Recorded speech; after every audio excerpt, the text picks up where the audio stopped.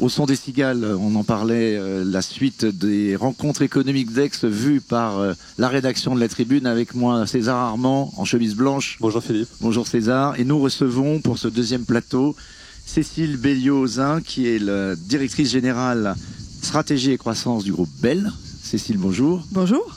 Et Laure Verdeau, qui est à côté de moi, qui est directrice de l'agence bio. Bonjour. Alors comme son nom l'indique, agence bio, Bell, on va parler d'alimentation, on va parler d'agriculture pendant une vingtaine de minutes. Alors peut-être Cécile, pour commencer avec vous, sur cette transition alimentaire, on a beaucoup parlé de souveraineté depuis la crise du Covid. On parle de transition alimentaire parce que les enjeux du climat aujourd'hui l'emportent, et dans la grande stratégie industrielle verte, on parle beaucoup de l'industrie mais peut-être pas suffisamment de l'agriculture. Comment est-ce que vous situez, vous, le moment dans lequel nous sommes et les enjeux que ça représente pour le groupe Bell? Alors le moment, il est absolument clé, absolument critique.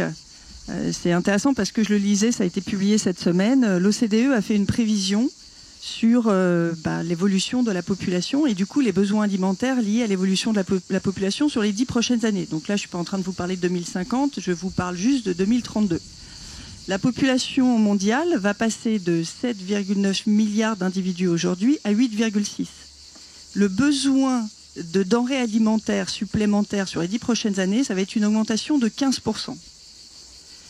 Une augmentation de 15%, c'est un énorme challenge. Pourquoi? Parce que c'est comment avoir en fait les ressources naturelles qui vont être capables de fournir ces 15% de denrées alimentaires en plus, alors même qu'on affronte, et vous le voyez bien, l'enjeu du climat, le dérèglement climatique, tout l'impact sur l'amont agricole. Et donc, vous me demandez quels sont les enjeux pour Bell, mais en fait, ils sont là. Bell, vous savez, c'est un groupe qui a 150 ans. C'est une boîte familiale. Elle a 150 ans. La seule obsession de mes actionnaires, c'est de construire une entreprise qui sera encore là dans 10 ans, 20 ans, 30 ans, parce qu'ils ont un rapport à la génération qui suit. Donc, moi, mon obsession, mon combat, c'est comment je vais réussir à nourrir. C'est demain, c'est 9 milliards de personnes. Après-demain, c'est 10 milliards de personnes. Tout en préservant la planète. Absolument, tout en étant dans le respect de la planète. Il n'y a pas une contradiction quand même. On a l'impression, plus on regarde le dossier, que l'équation est insoluble. Alors, quand on regarde les chiffres de l'an dernier, les chiffres de production agricole en France a été une baisse, d'ailleurs à cause de problèmes climatiques. Et je regardais, l'INSEE vient de publier les derniers chiffres de production, ils sont quand même assez inquiétants. Alors, le constat, c'est celui-là, et vous avez raison. Et quand on regarde le constat, il dit que l'agriculture, c'est 1/3 des émissions carbone. C'est factuel, c'est plus que l'ensemble des transports réunis aujourd'hui. L'agriculture intensive, telle qu'elle a été déployée, ça provoque quoi? Ça provoque l'appauvrissement des sols. Il y a 30% des sols en France qui sont déjà dégradés. 60 à 70% des sols aux États-Unis qui sont dégradés. Mondialement, c'est à peu près 1/3 des sols qui sont dégradés. Un sol dégradé, c'est quoi? Il retient plus l'eau. Il ne joue pas son rôle, parce que le rôle fondamental du sol, c'est de capter le carbone. En plus, il n'y a plus d'eau, donc c'est... Et en plus, il n'y en a plus, donc c'est encore pire. Et il a besoin de quoi? Il a besoin de beaucoup d'engrais, souvent des engrais chimiques, pour faire pousser des choses. Il n'y a plus d'Ukraine. Mais la magie, exactement, mais la magie aussi de la nature et du sol, c'est qu'un sol, ça se régénère. Un sol, quand on fait ce qu'il faut en termes de pratique agricole, il a cette capacité à capter l'eau, à capter le carbone, à faire revenir la biodiversité. Donc en fait, il y a à la fois, et vous avez raison, le constat, et puis moi je ne me situe pas que du côté du constat, en fait moi je me situe du côté de l'action. Et donc moi je veux le voir comme étant pas un enjeu, mais une des énormes solutions à ce qu'on vit. Si on fait de manière urgente, et j'insiste là-dessus parce qu'il y a un espèce de paradoxe dans la relation au temps. Il y a une urgence à agir maintenant. Ça, tout le monde le sait. Et en même temps, on sait que ça prend du temps, l'agriculture. On parle de récolte. On est toujours dans le temps long, dans la mise en œuvre. Donc il faut agir tout de suite pour que justement ce qu'on met en œuvre soit capable de transformer les 10 prochaines années. Et c'est en tout cas ce à quoi je m'attache et ce à quoi on s'attache chez Bell. 2032, c'est aussi la date où il va falloir réduire de moitié l'artificialisation des sols en France. Et il y a plusieurs enjeux qui vont venir se percuter dans l'usage. La réindustrialisation, on en parlait tout à l'heure, les logements, les entrepôts logistiques, on a aussi besoin, et l'agriculture qu'on oublie souvent. Est-ce qu'on va réussir à concilier tout ça? La question est un peu pour vous deux d'ailleurs. Mais...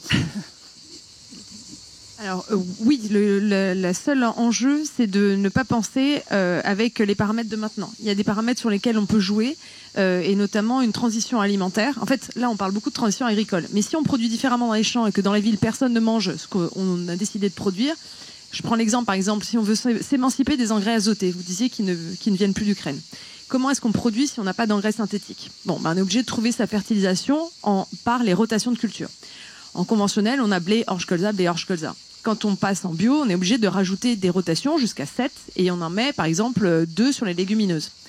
Si on se met à produire des lentilles mais que personne ne les mange dans les villes, il y a un problème. Donc ça veut dire qu'on va réussir à concilier tout ça. Attention, cependant, c'est un peu comme si on avait une tablette, comme une table de votre régisseur, il y a plusieurs leviers à activer. Déjà, si on continue de gaspiller un tiers de ce qu'on consomme, non, on va pas pouvoir, parce que déjà on n'a plus les moyens de se payer de quoi produire ce qu'on va jeter à la poubelle. Il y a également le mix de ce qu'on va manger, qui est amené inexorablement à évoluer. Actuellement, si vous faites la somme de toutes les viandes qu'on mange, on mange à peu près 83 kg de viande par an par habitant. Ça fait 1,5 kg par semaine. En incluant la volaille, si vous enlevez si vous regardez les recommandations du Programme national de nutrition santé, on est quelque part entre 300 et 500 grammes. Donc il va y avoir une façon de gérer la viande différemment, de l'utiliser comme un condiment et pas toujours comme quand vous allez au restaurant, vous commandez et que vous avez la moitié de la superficie. La pièce du boucher. La moitié de la superficie de l'assiette. C'est la fin de la pièce du boucher, c'est ça? Non, pas forcément, mais il faut. Moins souvent. Disons que c'est un vrai sujet d'éducation quand même, pardonnez-moi, parce que c'est pas du tout ce qu'on observe, à part les plus jeunes, très sensibles, même dans ma propre famille, j'en connais, qui ont décidé, pas forcément par goût, mais juste par choix de défendre la planète, d'arrêter de manger de la viande.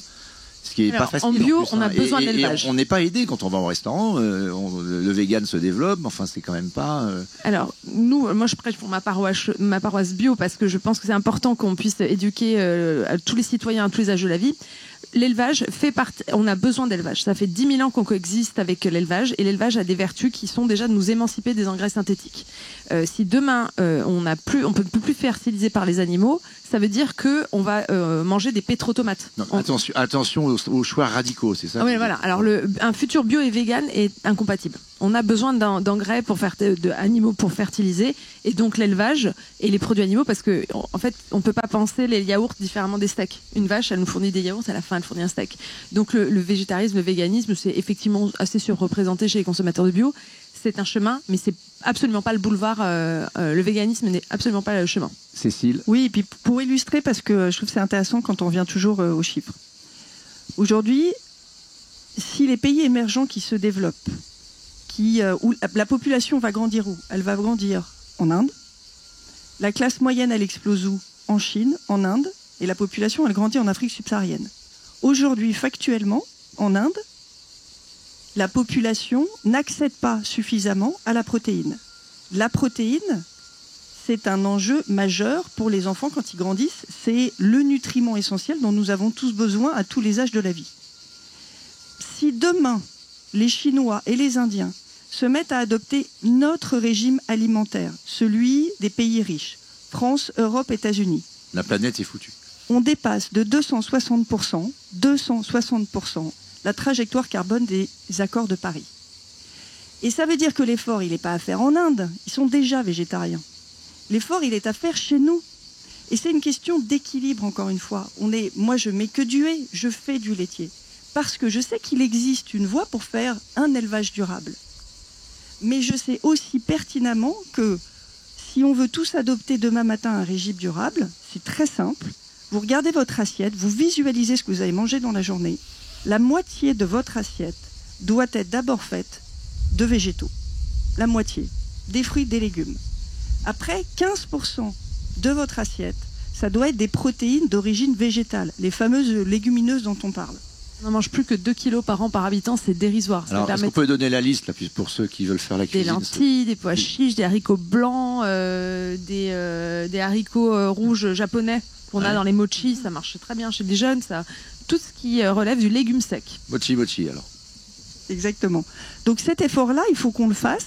Et je rebondis sur ce que vous disiez, il y a un effort d'éducation. Et un effort d'éducation, il y a aussi, j'insiste là-dessus, parce que si vous me posez la question, en fait, je pense que personne n'a envie d'être éduqué. Moi, je n'ai pas envie d'être éduqué, vous sans doute pas trop non plus. En fait... Il y a un âge où on peut encore éduquer quand même. Il faut, alors évidemment, il y a des enfants, mais même dans l'approche, en fait, pourquoi je... César, qui a 2 jeunes enfants, tu éduques quand même. Oui, en fait, pourquoi je les sensibilise à ces enjeux. Voilà. En fait, je pense qu'on a besoin de séduire. Je pense qu'on a besoin de montrer qu'il y a plein de façons de cuisiner et que dans ces façons de cuisiner, et moi je le fais avec mes enfants, donc voilà, vous proposez des lasagnes végétales. Je vous garantis que les lasagnes végétales, les enfants, ils adorent ça. Donc c'est changer la part des repas. En fait, il faut rendre désirable le végétal et montrer qu'il y a plein de façons de s'approprier ces légumes, ces légumineuses et de les introduire dans l'alimentation de tous les jours. Quand on fait chez nous, quand on utilise nos marques, quand on utilise une marque comme Babybel et qu'on fait un Babybel au lait végétal, en fait, ce qu'on fait, c'est qu'on utilise une marque qui est extrêmement ludique, extrêmement aimée par les enfants, extrêmement aimée par le grand public et qu'on rend séduisant une alimentation effectivement qui va être différente et on a besoin de rendre justement de séduire encore une fois, de donner envie, d'apporter à la fois de la gourmandise, à la fois de la ludicité, à la fois du plaisir à travers une alimentation différente. Quelle est la place de l'industrie agroalimentaire face je dirais, à l'agriculture paysanne classique? Et on voit bien, aujourd'hui on nous dit, mais avec l'inflation, les produits transformés sont devenus très chers. Notamment, on pourrait en parler parce que vous avez un impact sur le prix de l'énergie, etc., le prix des emballages. Et on dit aux gens, mais achetez les produits frais directement, faites la cuisine chez vous, en bio si possible. Encore faut-il ne pas être trop autodidacte des casseroles. À condition de l'apprendre, pourquoi pas. Mais est-ce qu'il n'y a pas aujourd'hui quand même chez le consommateur un vrai... ils sont un peu paumés quand ils voient les prix dans les supermarchés et ils se disent finalement comment me nourrir demain face à une inflation qui est quand même pose un énorme problème de pouvoir d'achat. C'est plus de 15% au mois de mars. Bon, ça se ralentirait un petit peu cet été, mais ça reste sur un panier moyen d'une famille de 4 personnes, 2 enfants, c'est 100 à 150 euros de plus en un an. Alors je vais juste sur ce sujet parce que c'est un vrai sujet en fait là. Donc moi je dis souvent.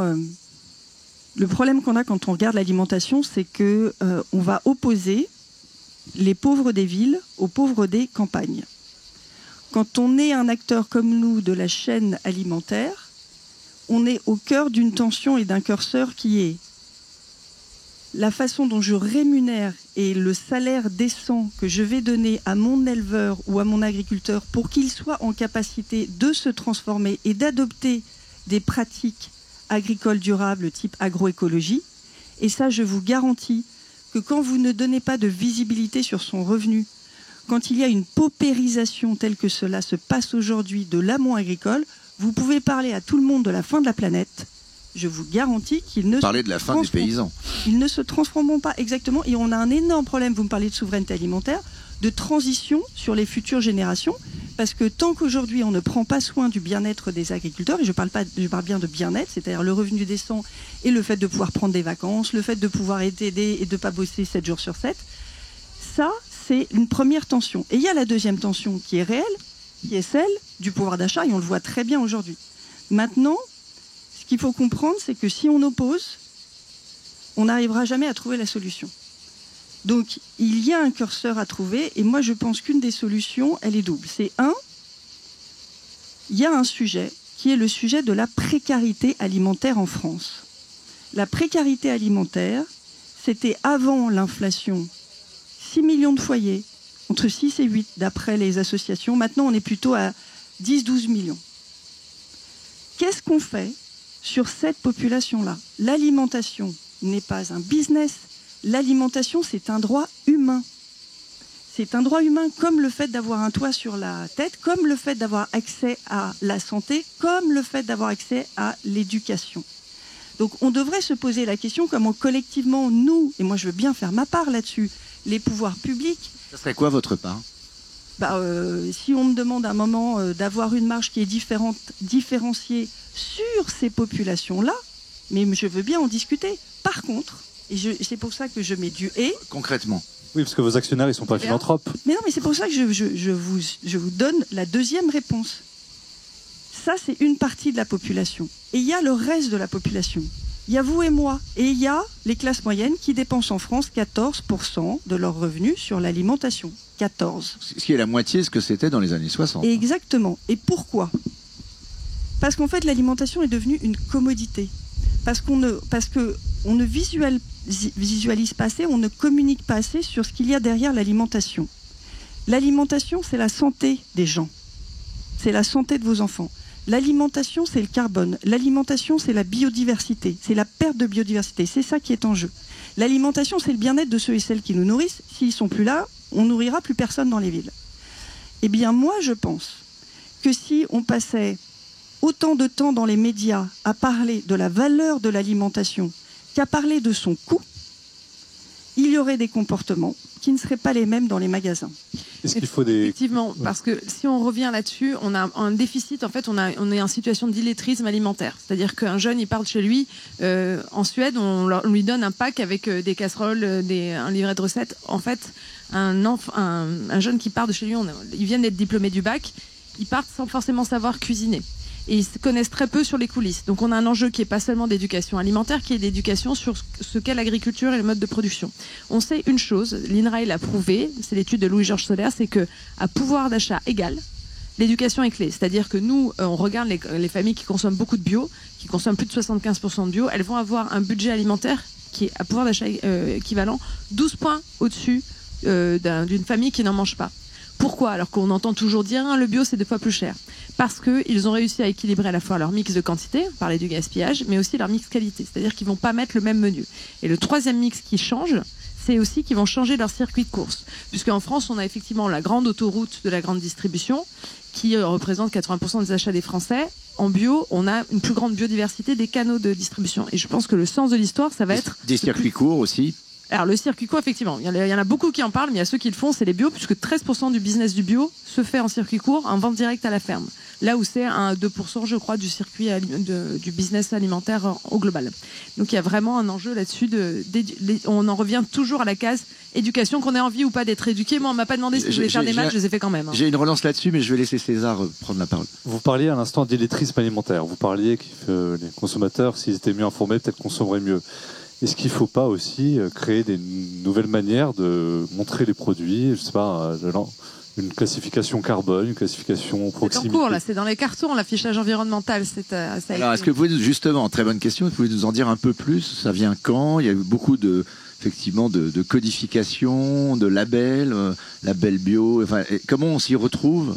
Et comment est-ce qu'on a une information qui est claire pour le consommateur? Alors, un label comme le bio, un label donc public garanti par les pouvoirs publics, c'est un cahier des charges agronomique. C'est différent d'un affichage environnemental qui va être l'équivalent du Nutri-Score. En ce moment, les expérimentations sont menées pour l'affichage environnemental. C'est une contrainte qui nous est imposée par Bruxelles et par l'Union européenne. Et donc, qu'on le veuille ou pas, on va devoir scorer l'impact environnemental d'une denrée alimentaire. À partir de quand ça va apparaître? Ça sera probablement le ministère de l'écologie et de l'agriculture vont rendre leur verdict là dans l'année qui vient. Donc, l'année prochaine, ça sera une obligation. Oui, et après, une obligation, pas forcément. Le Nutri-Score n'est pas une obligation à l'heure qu'il est. Donc non, ça sera une indication et tout l'enjeu Donc ceux qui ne l'auront pas risqueront d'apparaître moins vertueux que les autres. Vous avez des biscuits dont vous savez qu'ils sont Nutri-Score Z, probablement ils l'affichent pas, et c'est pas pour autant qu'ils se vendent pas. Donc en l'occurrence, tout l'enjeu, c'est que vraiment cet affichage environnemental reflète les modes de production qui sont vraiment des changements systémiques. Et là, l'agriculture biologique en est le phare et qui permettent vraiment d'améliorer de régénérer la biodiversité, améliorer la qualité de l'eau. Et ce qui serait que des améliorations à la marge en stigmatisant des produits animaux, parce que voilà, une poule effectivement qui a été élevée en plein air, qui a vécu longtemps et qui a picoré, elle a consommé plus de terre, plus de ressources, plus d'énergie, et elle serait mécaniquement pénalisée. Alors, comment se porte l'industrie du bio, la transition vers le bio dans les fermes, sachant qu'il y a eu l'inflation qui est arrivée avec le Covid, le problème de pouvoir d'achat? Quels sont les chiffres? Donnez-nous les chiffres que vous observez. C'est souvent la première raison qu'on met en avant pour la baisse du bio. Or, c'est faux. En fait, conjoncturellement, ça peut impacter le bio, mais l'inflation est beaucoup moins faible en bio qu'elle ne l'est dans les produits en général, à peu près de 4 ou 5 points inférieurs. Donc, l'enjeu, c'est pas tellement le prix du bio, qui souvent est mis en avant, mais c'est un frein qui, nous, on sonde à l'agence bio 4000 Français représentatifs chaque année. Chaque année, le frein du prix baisse, Et cette année, avec l'inflation, on s'est dit, mon Dieu, ça va être explosif, ils vont tous nous dire le prix. Non. En fait, ce qui nous amène à penser que la crise, elle est plutôt structurelle, c'est que l'an dernier, il y avait un Français sur 2 qui nous disait, moi, j'achète pas bio parce que je m'estime pas renseigné, ou variante, ce n'est que du marketing. Alors que, rappelons-le, c'est un cahier des charges garanti. Il y a eu des attaques, donc le bio, c'était pas si sûr que c'était si bon pour la santé à un moment donné. Mais en fait, la question, c'est pas enfin, il y a là, c'est pas une question d'attaque ou pas. Il y a des faits. Il y a l'INSERM, qui est l'institut qui, depuis 64, travaille sur la santé publique avec des chercheurs incorruptibles, qui a suivi une cohorte de 170 000 personnes sur 2 décennies et qui a relevé les compteurs de santé des gens qui mangeaient beaucoup de bio et ceux qui mangeaient pas de bio.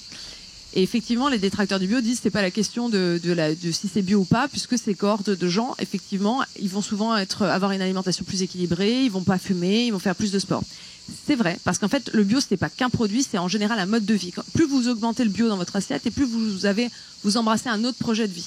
Donc, pour revenir sur les questions de la crise, elle est un tout petit peu conjoncturelle liée à l'inflation, mais elle est surtout structurelle parce qu'il y a un déficit de connaissance du label bio. Donc l'an dernier, il y avait un Français sur 2 qui nous disait oui, moi j'en mange pas parce que je sais pas trop ce qu'il y a derrière. Là, c'est monté à 70%. C'est l'équivalent du frein du prix. Donc comment voulez-vous qu'un consommateur il paye un surcoût pour rémunérer un agriculteur bio qui a amélioré notre bien-être collectif parce qu'il a baissé votre facture d'eau, il y a moins de dépollution de l'eau à payer, parce qu'il a régénéré la biodiversité et qu'il y en a 30% de plus sur sa ferme. Comment voulez-vous que le consommateur il cautionne cet effort-là du bio, qui est quand même la Rolls de l'agroécologie, si derrière on ne lui a pas expliqué les bienfaits? Et surtout, si on ne l'a pas expliqué, comment on peut en mettre plus dans son assiette? Parce que si on revient à nos 10 millions qui sont en situation de précarité, le monde du bio veut absolument faire partie des aides alimentaires. En revanche, ça fait 58 millions de Français qui doivent faire encore des arbitrages et à qui on doit donner envie. Juste concrètement sur la production bio, aujourd'hui, on a une envie de bio dans les champs. C'est-à-dire qu'on a des agriculteurs. Ça monte Alors, on a des agriculteurs qui veulent passer en bio. Donc là, on est dans une situation totalement inédite. C'est-à-dire qu'on est toujours à 10% des surfaces, on est à 14% des fermes en bio, et on a des agriculteurs qui veulent passer en bio. On leur dit non, il n'y a pas de marché, attendez. Alors que, comme Cécile l'a dit, on a besoin de recruter tous ceux qui partent à la retraite. Et ceux qui lèvent la main, ce sont des gens qui ne sont pas issus du milieu agricole, qui disent « Moi, je veux bien m'installer en agriculteur, mais je veux être en bio ». Ça, c'est entre un quart et la moitié des effectifs selon les chambres d'agriculture. Et qu'est-ce qu'on leur dit? On leur dit non, attendez, restez avec vos pesticides synthétiques ou alors attendez, revenez plus tard. On ne peut pas se permettre de passer à côté de ces recrues-là. On a besoin de ces talents-là parce que sinon, c'est une saignée démographique qu'on fait. Et il faut 3 ans pour se convertir au bio. Si les gens qui veulent se convertir au bio, on les refuse maintenant, et on les a refusés parce qu'il y a eu 5 points de moins de conversion. État d'urgence pour promouvoir le bio? Non, c'est juste que pour la première fois, le bio jusqu'ici c'est piloté uniquement par l'offre. On a augmenté l'offre de bio parce qu'on avait tellement de demandes, on n'arrivait plus à suivre. Mais maintenant que la demande ralentit, c'est un marché qui se pilote autant par l'offre que par la demande. Donc c'est pour ça que nous on souhaite des campagnes d'information massives, à des heures de grande écoute et puis pratiques, parce que le message c'est pas que pourquoi le bio c'est bien, c'est aussi comment j'en mets dans mon assiette, quel que soit mon pouvoir d'achat. Cécile Belliot trépigne. Non, mais en fait je rebondisais juste sur les 2 questions, sur l'enjeu de l'affichage et sur ce que vous décrivez sur le bio, parce que c'est très juste. En fait, les concitoyens, ils sont perdus. Ils sont perdus parce qu'il y avait eu des labels dans tous les sens, parce qu'il y a aussi beaucoup... L'industrie alimentaire, on parle beaucoup de crise, et donc du coup, on a du mal à communiquer de manière positive sur à quel point l'alimentation est au cœur des enjeux de notre société. C'est pour ça que je parle encore et toujours de la valeur de l'alimentation. Passons du temps pour expliquer le lien entre agriculture et climat. Sous quelle forme on pourrait passer ce temps alors? C'est ce qu'on fait aujourd'hui quand on est avec vous mais là, on est sur les médias. C'est à travers évidemment les écoles, vous en parliez très bien. C'est à travers la communication qu'on fait tous. Enfin, regardez les investissements télé et médiatiques qui sont faits, par exemple, par la distribution. Les premiers investisseurs en médias sont la grande distribution. Si toute cette communication-là... On parlait de prix. Exactement, c'est bien le sujet. Moi, je vais vous donner un exemple. Imaginez, demain, Apple passe son temps à communiquer sur la dernière promo. Est-ce que vous croyez sincèrement que les gens feraient la queue et se précipiteraient pour acheter le nouvel Apple? Mais jamais de la vie. Ils attendraient la prochaine promo. Nous sommes collectivement responsables du fait que nous avons commodétisé l'alimentation et que dès que je fais un arbitrage, vous savez quoi? Je n'arbitre pas sur la 4G ou la 5G. Je n'arbitre pas sur les chaînes disponibles sur mon écran télé. Je vais arbitrer sur l'alimentation. C'est ça qui est dysfonctionnel. Et là où je challenge, qu'on me dit souvent, parce qu'on me dit « Non, mais c'est pas vrai, en fait, les gens ne veulent pas payer. » Ok, c'est qui le patron? C'est qui le patron est devenu leader sur le marché du lait UHT en France. Face à lui, il avait des grandes marques quand même. il y avait du Lactel, il y avait du Candia. C'est un marché où on peut se dire que le prix doit être un élément important quand même de la prise de décision, parce que finalement, du lait, voilà, ça peut être considéré comme un produit très basique, très banal. Ils ont pris le leadership du marché du lait. Ça veut dire que quand le consommateur se met à comprendre, quand les concitoyens comprennent que derrière ce lait-là, il y a un éleveur qui est justement rémunéré, que derrière ce lait-là, il y a un minimum de lait en pâturage, que derrière cela, quand on commence à comprendre la valeur, mais en fait, c'est pas vrai est-ce que qu'un vous et groupe moi, comme le on va vôtre pas peut payer. faire ce genre de communication, Ah ben nous, on d'expliquer passe la notre temps. traçabilité? Mais je passe mon temps à prêcher. C'est pour ça que Non, mais surtout, c'est à un moment intéressant. où vous avez un ministre de l'économie qui vous met une pression de Et dingue alors- pour baisser Ah bah oui, les prix. c'est bien pour ça. Et d'ailleurs, vous faites quoi en juillet? bien Vous pour baissez, ça que vous je- baissez un peu les Je prix? vous garantis qu'il y a un truc qui ne va pas baisser, c'est le prix du lait en France. Et on a intérêt à pas le baisser, c'est le moins cher d'Europe. Et donc, allez voir les éleveurs, encore une fois. Moi, j'investis dans l'amont laitier pour qu'il transitionne, pour que ce lait soit de pâturage, pour que ce soit un pâturage tournant, pour que les Bio, sources de j'espère. protéines... Donc vous Pour expliquez à certains Bruno d'entre eux, Le mais Maire, moi, je tout le mets monde du ne lait. peut pas baisser les prix dans l'alimentation Mais aujourd'hui. bien sûr que non, ça n'est pas possible. Ça serait une folie. Parce que ce que ça met en danger, c'est l'amont de la chaîne, dont on a impérieusement besoin qu'ils se transforment. Donc on a besoin de les Il y accompagner. a quand même un sujet sur les marges aujourd'hui. Alors elles sont Non, il y a soit un chez les sujet sur la- distributeurs, Non, soit en chez fait, les vous savez quoi, transformateurs, non, mais c'est- elles ne sont pas chez les En agriculteurs. fait, ce qui est catastrophique, c'est que Casino est en train de... Vous voyez ce qui se passe, donc c'est pas comme s'il y avait des marches à la distribution. Oui, on en Je parle vous souvent dans garantis la, que- on en parle souvent dans la tribune de Casino. en ce Regardez moment. l'industrie agroalimentaire et Donc les regardez marges dans la distribution, en elles France. sont très faibles. Regardez les marges en France de l'industrie agroalimentaire. Vous demandez toutes les datas à l'ANIA. On sait que la France est toujours le pays où il y a le moins de marge. Donc, il n'y a plus d'investissement, il n'y a plus d'innovation, il n'y a plus de start-up. Et vous avez l'amont qui est en paupérisation. Donc, en fait, c'est le problème. Donc il faut Et reprendre l'ensemble- le problème dans le Mais bon il faut sens. reprendre par la création de valeur. C'est qu'est-ce qu'on met derrière Et l'alimentation. accepter de payer un peu plus cher Mais bien pour se sûr nourrir. qu'une alimentation durable, saine, pour tous, ça va passer par, pour ceux qui peuvent, Donc encore un une fois, peu, je moins, mets du un lait. peu moins de Netflix, un peu plus de Ben, crudité. moi, je pense que c'est C'est ça exactement ça, et c'est ce qui se passe quand on voit les gens qui consomment du bio. Enfin voilà, on arbitre différemment, on cuisine différemment, et ça permet de revaloriser. Mieux tout le arbitrer monde. dans ses dépenses, contraintes, un peu plus pour bien Exactement. manger et un peu moins pour Et là où je streamer. mets du et, c'est que, et il y a un autre sujet, c'est la précarité alimentaire. Et là, on peut collectivement apporter une solution. Mais encore une fois, moi, je mets du et. Il y a la précarité alimentaire qu'on doit traiter. Il y a la revalorisation globalement de l'ensemble de la chaîne qui doit s'effectuer de manière urgente pour construire ce modèle alimentaire durable dont on a besoin. Alors je vais vous citer une phrase que nous avait racontée Thierry Marx, qui est maintenant patron des Lumi. Oui, on a 1 minute pour terminer, mais qui nous avait dit, en fait, il faut faire de l'éducation à la cuisine, des cours de cuisine à l'école, parce que c'est à la fois un cours de français, il faut savoir écrire et lire une recette, un cours de géographie, parce qu'on va faire des cuisines du monde entier ou de toutes les régions, Un cours d'histoire, un cours de maths. d'histoire, évidemment, parce qu'il y a toute l'histoire de chaque plat, un cours de chimie ou de physique, parce que il faut apprendre les cuissons, il faut apprendre tout ça. Je trouvais que c'était une bonne façon de dire, avec On peut un conclure sur ça, sur un bac avec cuisine obligatoire. cuisine Épreuve cuisine au bac. obligatoire dès le vrai. collège. Voilà, C'est et vrai. comme ça, À la maternelle jusqu'au CP. voire dès la Pas maternelle. de bac sans Absolument. savoir faire 2 entrées de plat. Très de bien, dessert. ça sera la conclusion de cette table ronde. Ça me va très bien en tout cas. Merci à toutes les deux.